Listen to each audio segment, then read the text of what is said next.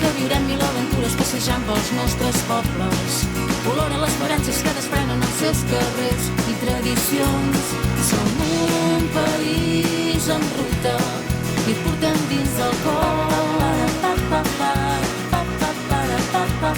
Som un país en ruta, mira que és una sort.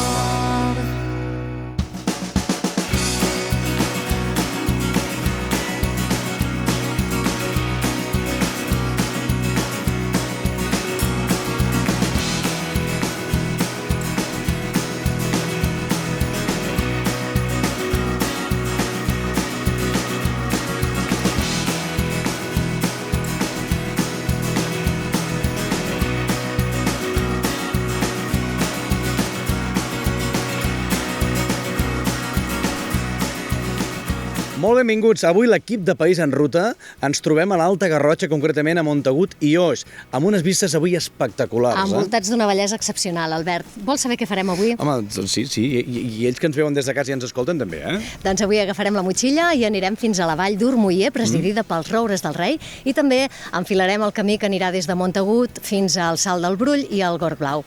Bé, la motxilla l'agafaràs tu, perquè jo m'he de quedar al plató aquí amb unes vistes espectaculars, com t'he dit abans, perquè tenim molts representants que ens volen explicar coses importants com el MEF. Saps El MEF, el Montagut English Festival. Exacte, I per un dia Montagut Oix es convertirà en la pròpia capital anglesa, només es parlarà anglès. Exacte. I després també tenim tradicions arrelades. Parlarem de cultura, el combat de corrandes i també gastronomia, Albert. Va, què tastarem? Mira, carns de Can Picard, embotits d'Oix, formatges la Xiquella i maridatge amb un vi. Perquè les terres argiloses de l'Alta Garrotxa també les trobarem a la nostra gastronomia. Sí, exactament. I acabarem amb un toc musical, sempre ben acompanyats, amb un grup garrotxí que es diuen els Rock Kills, que presenten disc i actuaran aquí en directe amb nosaltres. País en Ruta obre les maletes aquí a Montagut i Oix. Comencem?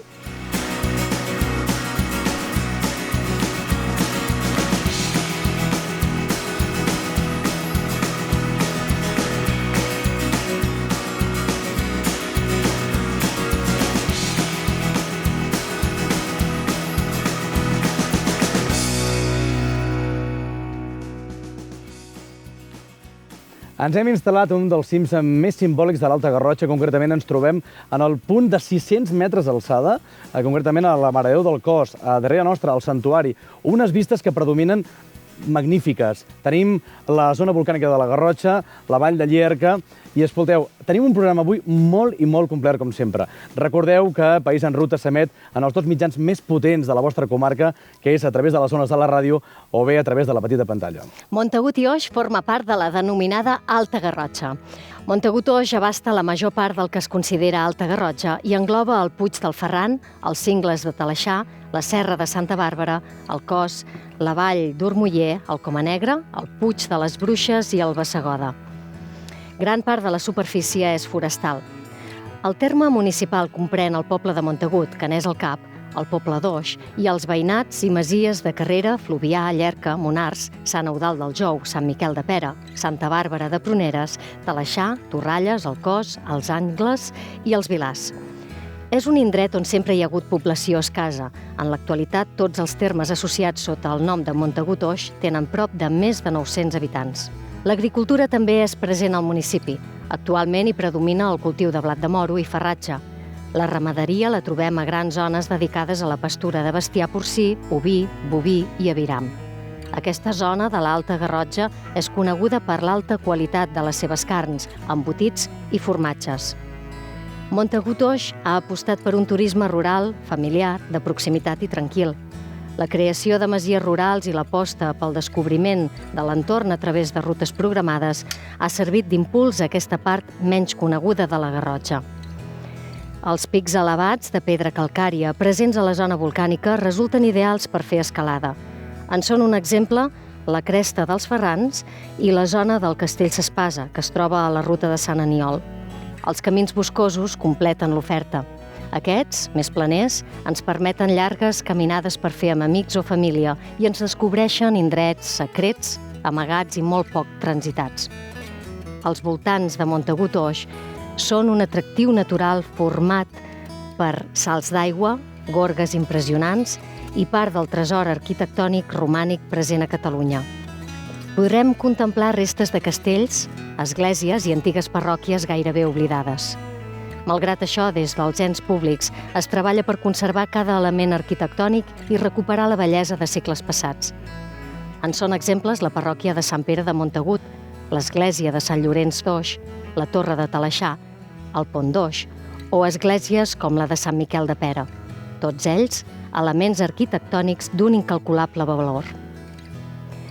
L'Alta Garrotxa ens permet gaudir d'una varietat de vegetació i fauna autòctona. Una vegetació abundant en presència de les garrotxes, per definició, terres aspres i de mala petja. Les festes de caire tradicional, com el combat de les corrandes, es fusionen amb d'altres de recent incorporació, com el Montagut English Festival, donant-nos idea del profund teixit social existent a la zona. Un destí atractiu que ens posa a l'abast un gran ventall d'oportunitats per a totes les edats i moments.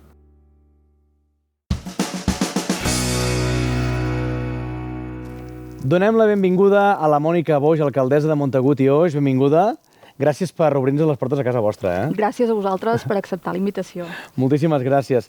Bé, primer de tot, Mònica, pregunta obligada. Tant tu com bàsicament la resta de l'equip de govern, molt jove. Això suposo que també és la clau important d'on voleu fer arribar al vostre poble de Montagut i Oix?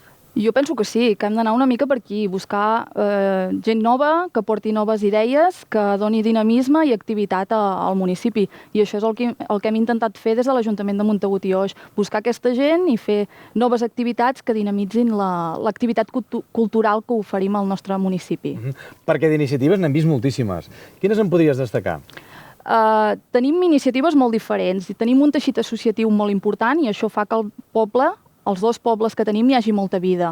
Llavors, destacaríem com a diferencial, potser d'altres indrets, el combat de corrandes. És un esdeveniment que plega al municipi quasi el doble dels habitants que som. Llavors, això és un fet extraordinari que passarà ara el proper 1 d'abril. Llavors, destacaríem també el MEF, que va ser una iniciativa d'una de les entitats que tenim al municipi i que vol donar a conèixer una mica la cultura anglesa. Volem ser una mica open-minded i obrir-nos a noves cultures i a noves maneres de pensar i de fer i de viure. Després tindrem les persones que molt bé comentaves del combat de les corrandes o bé en tot cas el tema del MEF, no? Que em sembla una idea meravellosa de Montagut English Festival. Bé, en aquest cas, si et sembla, comencem el tour al teu terme i municipi perquè tenim l'Olga a l'altre costat. Olga, no sé si m'escoltes, ens veus. A on et trobes en aquests moments? Doncs sí, Albert, sóc aquí al costat vostre, al Santuari de la Mare de Déu del Cost, a 603 metres d'altitud, on antigament hi havia el castell de Montagut. Ara mateix només s'hi conserva part de la muralla i una de les torres. També completa aquesta estructura arquitectònica un absis de forma semicircular situat a l'est. Segurament aquest absis es va construir en una de les torres de la muralla. Si voleu, entrem a dins i ens el mirem. Seguiu-me.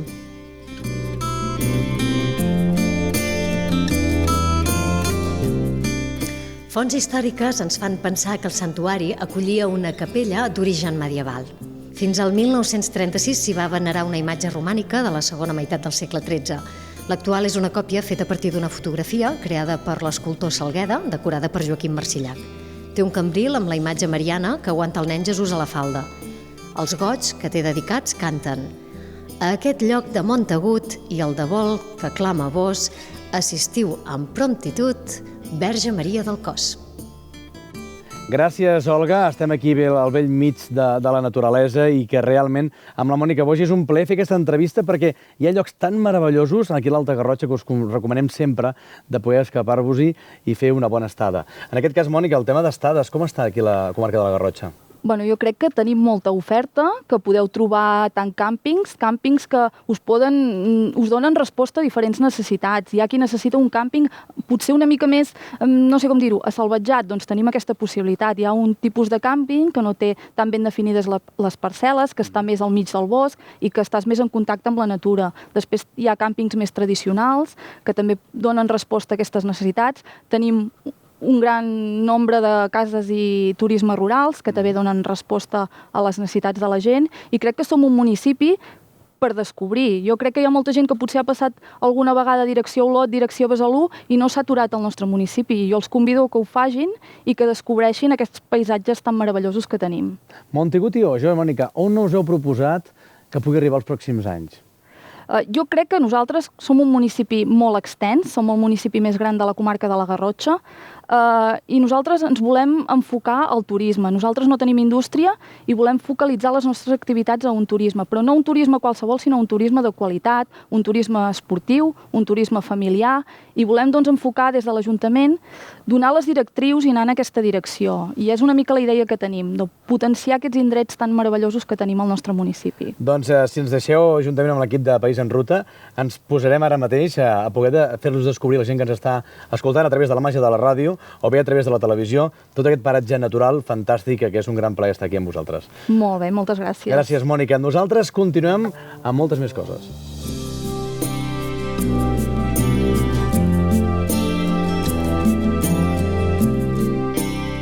Dionís, ens trobem al Pont Romà d'Oix. Què veiem des d'aquí? Doncs mira, des d'aquí veiem tota la riera, que és la riera que neix a la Vall del Bac, i que s'uneix aquí, passat al Ferran, s'uneix amb la de Beget, i amb la de Sant Aniol, i aquestes tres rieres són les que fan el Llerca, que passa per Sant Jaume i desemboca amb el Fluvià. Des d'aquí aquest pont connectava antigament, i bueno, ja també ho connecta igual, doncs connectava el Castell d'Oix amb la part de Santa Bàrbara de Pruneres, on hi havia la casa de Santa Bàrbara, que era d'un nobles, i la casa de Palomeres. I també explica la llegenda que potser aquest pont es va construir perquè el senyor feudal pogués cobrar el seu dret a cuixa, sí, també. perquè no podia passar quan hi havia riades. Sí, exacte, també ja es comenta això, no? En tot cas, això seria la llegenda, no? Exacte, pot ser la llegenda que diu la història, no? Però, en definitiva, esclar, era l'únic pas que quan aquest riu anava gran era per connectar els dos costats.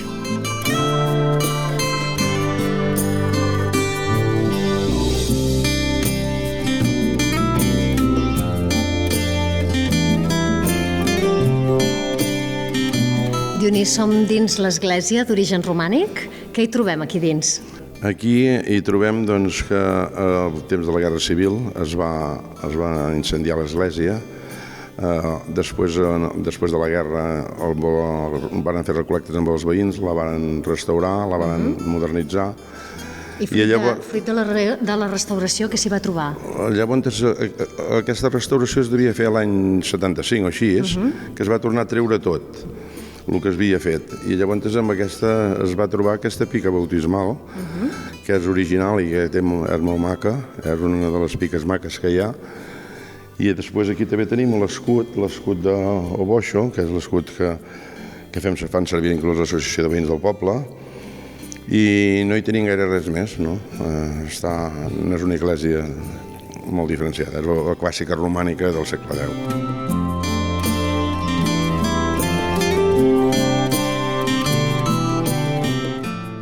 Ens trobem caminant pels tranquils carrers empedrats d'Oix, uns carrers que es van restaurar en dues fases. Sí, es van fer en dues fases. Això va ser amb una subvenció d'arquitectura i habitatge. El primer es va fer el carrer Major i la plaça Major fins a la Font, i amb una segona fase es va fer tota aquesta part darrere les dues places i aquest tros.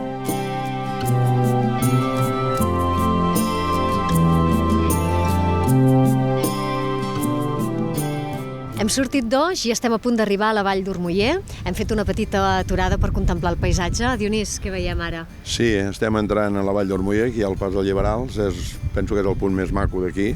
Aquí hi ha el camí que connectava escales, o que està connectant escales fins a la Vall d'Ormoller, el camí a peu, i aquí hi ha la riera que ve de Beget, i aquí tenim tota la vall.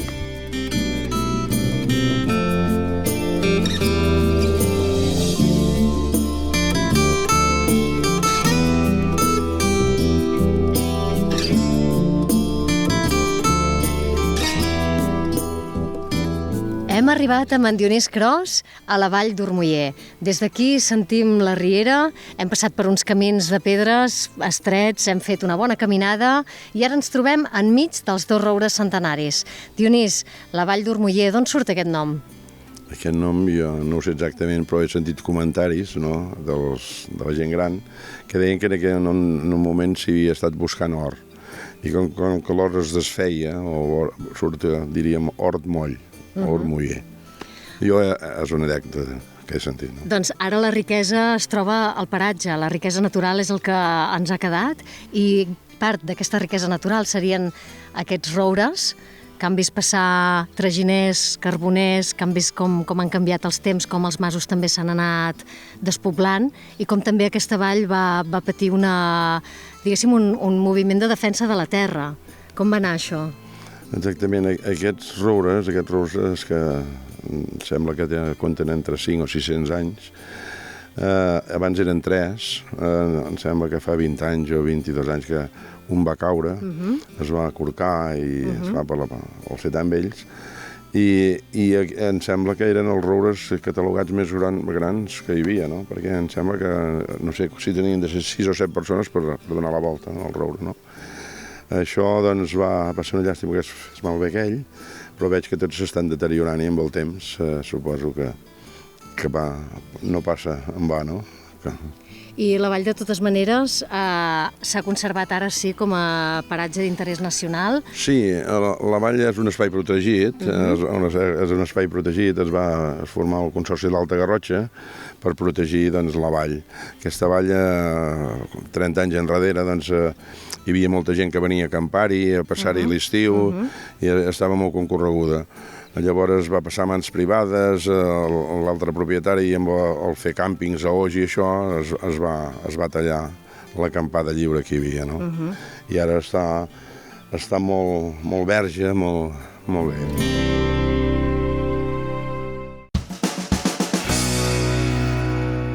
No deixem de respirar aire pur, però en aquest cas en diferent emplaçament del qual està l'Olga. Estem aquí al plató del cim de la Mare de Déu del Cos. Que ha sigut curiós aquest dematí, quan pujàvem cap aquí al cim, hem vist un cartell que posava Montagut English Festival. I hem dit, home, això ho hem de preguntar a la persona responsable que ens pugui explicar de què es tracta això. Tenim al nostre plató el president de l'associació Terra Aspra, Marc Beguer. Marc, benvingut. Hola, gràcies. Gràcies per atendre'ns un moment, perquè és que ens ha sorprès molt al veure aquest cartell i hem dit, home, de què es tracta això del Montagut English Festival, Marc?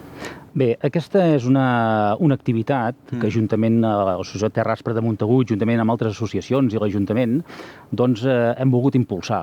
Què es tracta? Doncs es tracta bàsicament de parlar en anglès. Aleshores el que intentem és composar-ho una mica de diferents d'algun país de parla anglesa. En aquest cas, què vol dir? Que el poble, tothom hi participa? Fem anglès? Tot és en anglès? Sí, intentem que la llengua vehicular sigui l'anglès i que tothom, si res més no, quan vagi a comprar alguna cosa o quan es dirigeixi a algú, doncs intenti parlar en anglès. 4 paraules, no? Perquè hi ha gent que potser li costa. Esclar. La idea és aquesta. Molt bé. L'any passat recordem que hem vist al cartell que hi havia un Big Ben, no?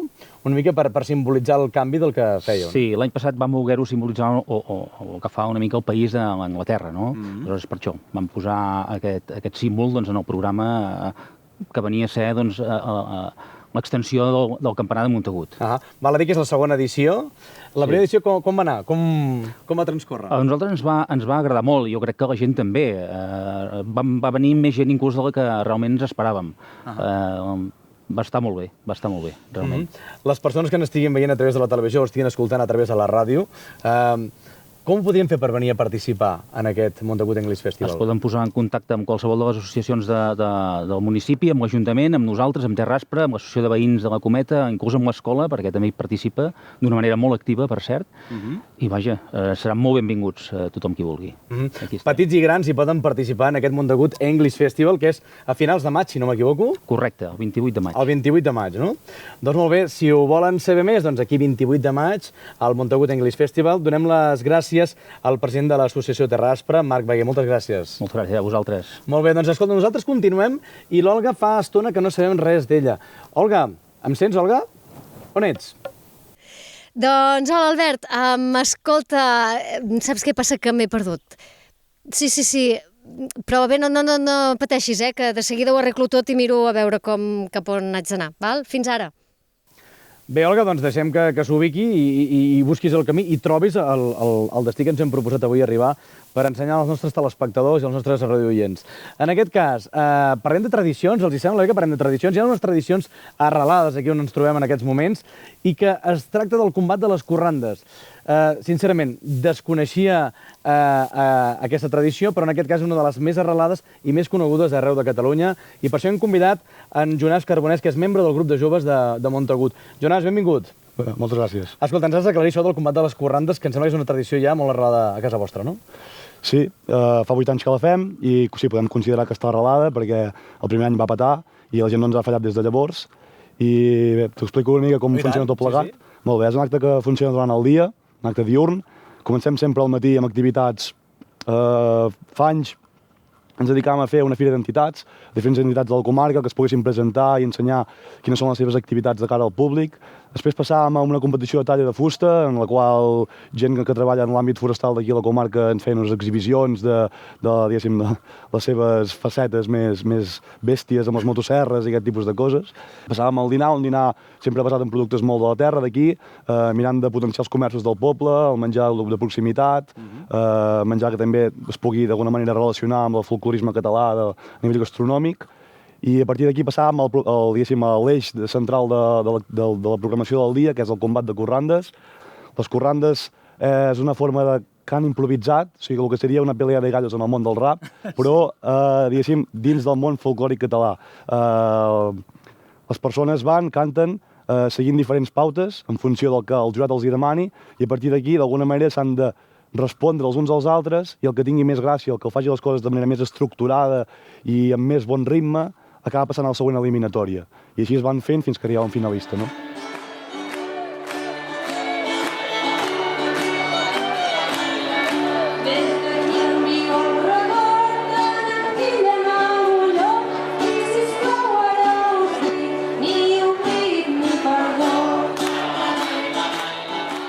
Val a dir que tothom hi pot participar, en aquest cas, en el combat de les corrandes, siguin de la comarca o no? En el nostre model de combat, sí, és lliure. Després del dinar la gent s'inscriu, qualsevol, es fa una primera ronda on sempre hi ha molta gent, molts dels quals van beguts i acaben eliminats a la primera, i després els bons es queden i van seguint. I és diurn, a més a més. És diurn, sí. Bueno, suposo que la ratafia fa els seus efectes molt aviat, i sol fer calor, que és primavera. Molt bé, quants membres pot tenir un mateix grup de combat de corrandes? O sigui, s'inicia amb una mitjana d'uns 20-25 participants.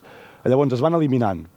I és com una eliminatòria en qual d'un en un van sortint fora. Si fan la primera eliminatòria. A aquesta eliminatòria se'n descarten 10, doncs 10 fora, no? I van fent així. I després cada cop costa més que t'eliminin. Fins que, per exemple, en queden 4, 2 s'han de barallar entre ells, els altres 2 entre ells, s'eliminen un de cada grup, no? Després passa a ser com una classificació final de la Champions, no? Després arriba a unes semifinals i a partir de les semifinals ja a la final. Qui el converteix en una de les competicions de cant improvisat que són importants a Catalunya i en aquest cas estan declarades com a festes d'interès cultural? Suposo que el fet de reviure algo bastant ancestral a la nostra cultura i també sobretot el fet d'annexar diferents modalitats de cant improvisat català d'arreu del territori dels països catalans. O sigui, fem jota valenciana, fem corrandes de veget, fem garrotins fem romanços de les illes i d'alguna manera, clar, s'aglutina aquí molt cant improvisat d'arreu del territori i això suposo que ho fa que també vingui gent d'arreu del territori i que doni un valor cultural i patrimonial important a la diada en si. Dates, a principis d'abril, no? És quan es fa? Cada any anem variant una mica en funció del que es mou també al voltant. Primer que sigui un dia molt singular en el qual ens vingui el màxim de gent possible. Cada any és l'1 d'abril. I cau una mica abans de Setmana Santa, és principis de mes, la gent té pasta, esperem que vinguin, que se la gastin. No, i escolta, si volen més informació, teniu pàgina web directament, no? Sí, tenim pàgina combatdecorrandes.cat. Doncs escolteu, fàcil. En Jonàs ens ho ha explicat perfectament. Jonàs, gràcies per venir fins aquí un dels meravelles que teniu aquí a l'Alta Garrotxa, que són aquestes vistes espectaculars del santuari de la Mare de Déu del Cos. Gràcies, Jonàs. A vosaltres, moltes gràcies. Bé, nosaltres seguim i en aquest cas l'Olga no la localitzem. Olga, estàs ja a punt? Doncs ara no me'n recordo cap on havíem d'anar. No t'ho has apuntat? No, em pensava que ja ens en recordaríem. Què fem, tirem per aquí o tirem per allà? Tirem per allà, no? Bé, doncs, com ja sabeu, aquí a la Garrotxa es menja molt i molt bé, i volíem destacar molts productes de casa, de la terra, però en aquest cas, en aquesta zona que estem ubicats a la Garrotxa, és molt conegut els seus embotits d'oix, el formatge Montagut i també de les millors carns, que en aquest cas són carns Picard.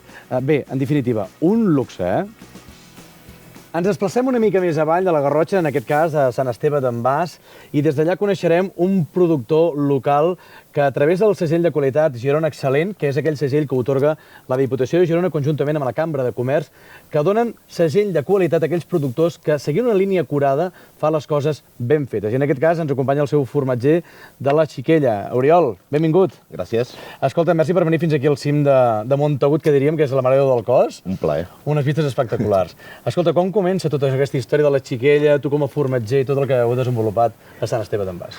Bueno, això és un projecte que neix el 2014 i que comença a funcionar el 2015. O sigui, el 2014 ens instal·lem, muntem la formatgeria i el 2015 comencen a sortir els primers formatges. Però tu ets formatger de tota la vida o com va anar això? No, jo no sóc formatger de tota la vida. De fet, sóc formatger des de fa 2 anys. Molt bé.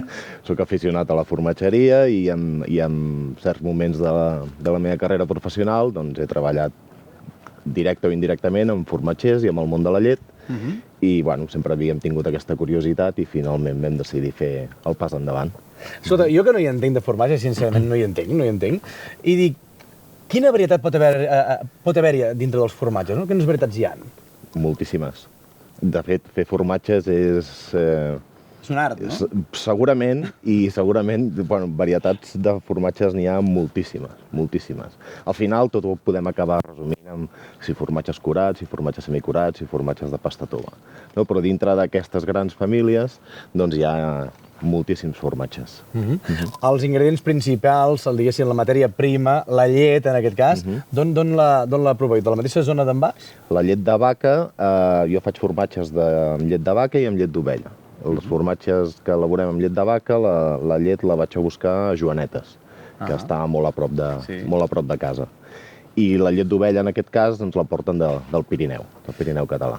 Molt bé, fantàstic. Després, dintre dels formatges, perquè clar, m'han explicat, escolta, la Xiquella és per anar-hi i viure l'experiència, que no només és fer formatge, sinó teniu grans coses per ensenyar a la gent que vulgui anar, no? Sí, la Xiquella, de fet, és una casa on tenim la formatgeria, on hi vivim nosaltres i tenim un allotjament de turisme rural, també. I per aquelles persones que vinguin amb nens, amb famílies, diguéssim, poden veure el circuit de com es fa un formatge, poden entrar a l'obrador, poden visitar-lo? Sí, fem visites guiades a la formatgeria, normalment els caps de setmana, concretament el diumenge, tot i que a vegades poden ser en dissabte, o els festius, etc. Però sí, fem visites a la formatgeria. Fantàstic. Per cert, formatges, aviam, temps més o menys que s'utilitza per poder tenir un bon formatge curat, aviam. Aquí, per exemple, en aquest cas d'aquests 3 formatges, els temps de maduració, que al final és el que t'acaba fent el formatge, perquè el que és l'elaboració en si pot ser relativament curta, et pot portar des d'un dia a 2 o 3 dies, però el temps de maduració, que és el que marca el temps del formatge, tenim aquest que pot estar uns 15-20 dies madurant, aquest pot estar uns 2 mesos, i aquest concretament ha estat 10 mesos a la cava. O sigui, el temps és molt variat, depèn de quin tipus de formatge Depèn del tipus de formatge que facis, clar. Això és un formatge més aviat més sec i aquest és un formatge que conté molta més humitat. Per tant, és un formatge de pasta tova. Parlem de fa 3 anys, que us vau posar al capdavant de la Xiquella, juntem amb la teva dona, en aquest cas, per dur endavant aquest projecte que és una realitat i que, lògicament, com parlàvem amb el segell de qualitat de Girona Excel·lent, us otorga aquestes coses que es fan bé, no? Quin és el propòsit? La Xiquella cap on va? Quin és el que, a vista d'ocell, esteu pensant el vostre pròxim objectiu? La Xiquella no sabem exactament on va. La Xiquella es va adaptant a mesura que anem fent. Però no volem, en tot cas, sí que volem créixer una mica perquè és necessari per subsistir i més tenint en compte que estem al segon, tercer any de vida, amb la qual cosa estem consolidant el negoci, no? Però aquest creixement, estem creixent, estem produint més, però tampoc volem produir moltíssim més del que fem ara. O sigui, volem ser molt fidels a com hem pensat el negoci. Per més informació, en aquest cas, teniu una pàgina web, www.laxiquella.cat. Perfecte. Et vull proposar un repte. T'agraden els reptes o què? Sí, home, i tant. Sí? Mira, nosaltres ens hem trobat... Companyes, sisplau, si podeu entrar, et vull fer una proposta d'examen. Veiem com ens aconsellaries. Sí, gràcies. Gràcies, Mar. Gràcies, Clàudia. Mira, en aquest cas, tenim de la mà de Grau Online, que ens fa una proposta i ens diu, escolta, tenim Oliver Conti, que acaba de cultivar una varietat de vi, que en aquest cas és de la Pinot Noir, que és un vi potent, negre, val? I en aquest cas s'ha fet aquí de terres argiloses de la Garrotxa. Llavors és un vi potent. Llavors, mira, jo vaig posant el vi i dir-te, la pregunta és, quin tipus de formatge em recomanaries per aquest vi negre potent de Pinot Noir? Per aquest tipus de vi, jo crec que segurament el formatge que més s'hi escauria seria el curat d'ovella. Sí. Curat d'ovella. Perquè si és un vi potent, necessitarà un formatge potent. I les persones que no hi entenem, el formatge aquest que ens recomanes, com es menja això? Això el mengem a poc, anem combinant amb vi. Escolta, hi ha una mena de tradició que s'ha de... Saps com el vi que s'ha de girar, s'ha de mirar, s'ha d'oxidar, tot això? Bueno, jo soc formatger, tampoc soc gastrònom, però és important tallar bé el formatge, això sí, però menjar-te'l al fil al cap, menja-te'l com et vingui de gust, sí. Segurament una mica de formatge i una miqueta de vi. Doncs mira, jo ja m'ho agafo. Què seria aquest, no? El que has dit, d'ovella? Sí. Molt bé. Sí. Doncs seria... Va, t'acompanyo. Ho posem, no? Molt bé. Ostres, potent també aquest, En maduració quant de temps és, Aquest 10 mesos. 10 mesos. Doncs escolteu, acabem aquí amb l'entrevista, amb un bon vi, amb un bon formatge a la Xiquella. Oriol, salut i gràcies. A tu. Merci. I posem nota musical abans d'acabar el programa i en aquest cas ens acompanya gent de la Garrotxa i que sonen molt, però que molt bé, són els Rock Kills. Benvingut, Dani. Bones. Tete Manel, hola. Escolteu, gràcies per venir fins al cim de la muntanya del Cos. A vosaltres per... Exacte, i a més per presentar-nos el nou disc, que és el segon de la vostra carrera discogràfica. Exacte. Però per la gent que no us coneix, que difícilment no us coneix, com tindríeu la vostra targeta de presentació? Què són els Rock Kills? Bé, doncs som 3 amics que vam decidir fer un grup, tenim influències punk rock, i vam dir, fem alguna cosa diferent amb aquest grup, i que sigui una mica més ballable, no tan punky, i és el que en surt. Bàsicament, rock alternatiu, i aquí estem. Ballable ho és perquè hem fet proves abans de començar, i estava tot l'equip com boix. Us dic, cuidao, que estem en un santuari que és petit, no caiguem d'altabàs. En aquest cas, el segon treball discogràfic, Treu la bèstia. De què ens parla? És molt diferent respecte al primer o què? Musicalment segueix bastant la línia del primer, tot i que les lletres són més... En el primer era més de cachondeo, no sé què, i ara poder és més crítica social, i també n'hi ha alguna que parla de festa, de sexe també. I, bueno, però en general és crítica social, una mica amagada, també. El que hem de fer és escoltar-la, i en aquest cas ara cantaran en directe. Treu la bèstia, quina és la primera cançó que ens presentareu? Surfing Fluvià. Surfing Fluvià. Doncs escolteu, fantàstic, tenim moltes ganes d'escoltar-vos en directe.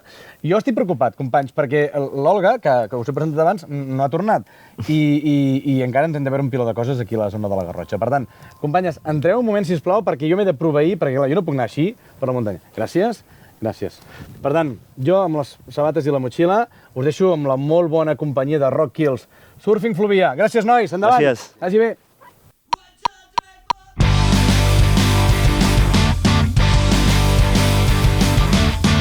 Vaig venir de rebot amb la taula i el banyador. Fan mirades i assenyalen com un peix fora l'aigua que no pot ni respirar. Pot sentir la por. Tu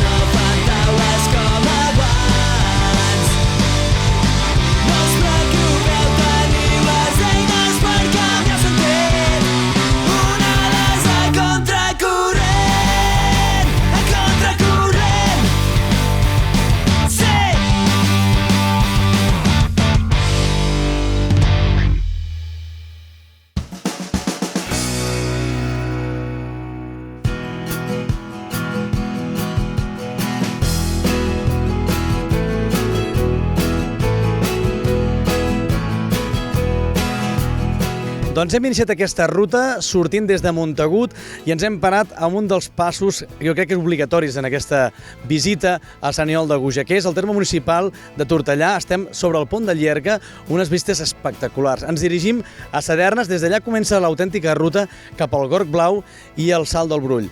No us ho perdeu i anem a buscar l'Olga, que no sé on està. Som-hi? M'acompanyeu? Va, anem!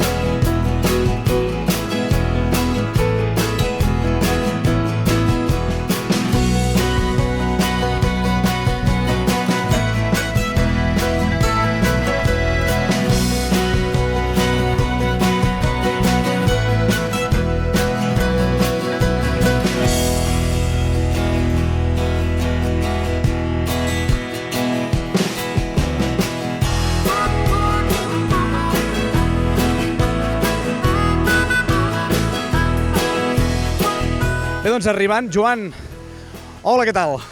Bé, bé. Merci per venir fins aquí, Home, ha estat un plaer. Ha estat un plaer, perquè gràcies a tu hem trobat una de les meravelles que té l'Alta Garrotxa com a principal argument perquè hem de venir molta gent aquí a l'Alta Garrotxa a visitar una de les meravelles, que és el Gorg Blau, oi? Sí, sí. Aquí té molta fama, la gent a l'estiu s'hi ven a banyar i agrada a tothom. Sapigueu que en Joan és fill de Sant Aniol de Gúger, vas estar visquent aquí fins als 12 anys. Sí, sí. Bé, heu de pensar una cosa, que hem estat més o menys unes 4 hores per arribar, però aquí darrere, una mica més amunt, tenim el Salt del Brull, no? Sí, que també és molt famós, que té uns 30 metres d'alçada i que molta gent hi fan ràpel i baixen. Penseu que en aquest cas es comptabilitza que fins a aquest gorg s'apropen cada any fins a 30.000 persones, Sí, sí, perquè hi ha un comptador pel camí que cada any es compta les persones que passen. Llavors hi ha una cosa molt important, que és el refugi de Sant Aniol de Gúger, que està en plena recuperació, oi? Sí, sí. Ara som 3 entitats, el Centre Excursionista de Banyoles, el Centre Excursionista Peu Alegre de Sant Llorenç de Cerdà i l'Associació Cultural Terraspa de Montagut. I som els que ens cuidem, doncs, el bisbat ens ho ha cedit, i ens cuidem de restaurar el refugi. Bé, i en donacions públiques i privades es pot contribuir en poder apadrinar part d'aquesta reforma que s'està fent integral, en aquest cas a la rectoria, ara mateix. Sí, això mateix. S'apadrinen trossets de viga d'1 centímetre, s'apadrinen teules, s'hi posen escrits, i tot és calés per anar restaurant el refugi. Perfecte, se'ns acaba el temps, se'ns acaba el sol. Hem estat caminant durant 4 hores gairebé i en aquest cas buscar... Has trobat l'Olga, per cert, pel camí? No l'he vista, no. No l'has vista, no? Doncs escolteu, no sé on serà l'Olga. En tot cas, hem d'acabar el programa aquí. Gràcies, Joan, molt amable per acompanyar-nos amb una de les meravelles que, com deia abans, ens regala la vista i l'Alta Garrotxa. Molt bé, moltes gràcies per venir-vos a acompanyar. Gràcies, Joan. Bé, gràcies a tot l'equip que fa possible aquest programa País en Ruta. La setmana que ve on anem? On anem? Doncs encara no ho sabem. Ens veiem la setmana que ve. Bon País en Ruta per tothom. Adéu-siau. Agafa la maleta que viurem 1000 aventures passejant pels nostres pobles. Olora les esperances que desprenen els seus carrers i tradicions. Som un país en ruta, i et portem dins el cor. Som un país en ruta, viure aquí és una sort.